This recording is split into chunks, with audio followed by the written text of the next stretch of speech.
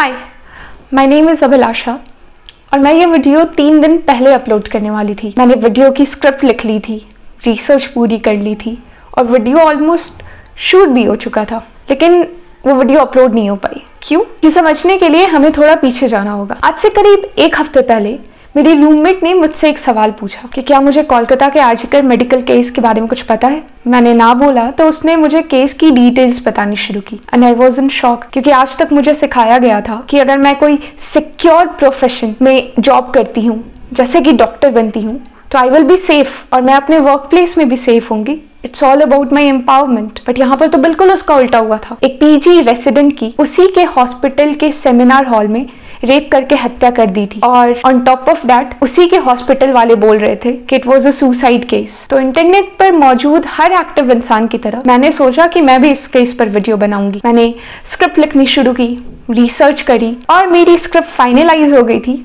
Video shoot होने ही वाला था कि मेरी रूममेट ने फिर से मुझसे एक सवाल पूछा, क्या तुम्हें उत्तराखंड के नर्स के केस के बारे में पता है? मेरा जवाब फिर से ना था, तो उसने मुझे केस की डिटेल्स बतानी शुरू की। I was in shock again, क्योंकि जब पूरा देश मेडिकल वर्कर्स की सेफ्टी को लेकर प्रोटेस्ट कर रहा था, सोशल मीडिया पर हैशटैग्स लगाए जा रहे थे, उस बीच एक प्राइवेट हॉस्पिटल की नर्स के साथ सेम सलूक हुआ। वो नर्स जो अपने घर से 30 जुलाई से गायब थी। तो मैंने अपनी स्क्रिप्ट बदल दी। मैंने स्क्रिप्ट वापस लिखनी शुरू की, वापस रिसर्च करना शुरू किया, क्योंकि मुझे ये केस भी ऐड करना था उस स्क्रिप्ट में। और ये स्क्रिप्ट भी फाइनलाइज हो गई थी। मैं वीडियो शूट करने वाली थी कि मेरी रूममेट ने तीसरी बार मुझसे एक सवाल पूछा कि अच्छा, बिहार के मुजफ्फरपुर जिले का केस तो पता ही होगा, तुम तो उसी स्टेट से हो। मैंने ना बोल दिया। तो मुझे केस की डिटेल्स बतानी शुरू की। इस बार एक माइनर लड़की के साथ 11 अगस्त को उसके घर में घुसकर उसे किडनैप किया गया था, उसके साथ रेप किया गया था, गैंग रेप। उसके शरीर पर चाकुओं से हमला किया गया था, उसके ब्रेस्ट को काट दिया गया था एंड शी वॉज मर्डर्ड। गलती,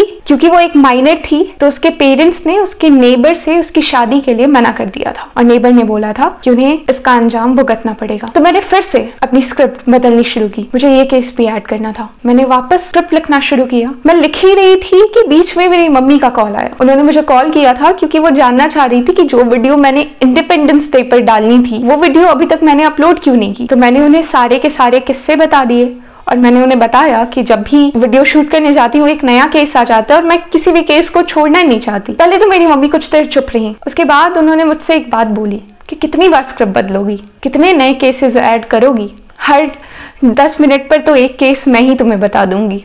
मेरे पास जवाब नहीं था उनको देने के लिए, तो मैंने फ़ोन काट दिया। और शायद स्क्रिप्ट्स के बीच में मुझे सिचुएशन की गंभीरता का एहसास नहीं हुआ था, लेकिन मम्मी के उस स्टेटमेंट से हुआ।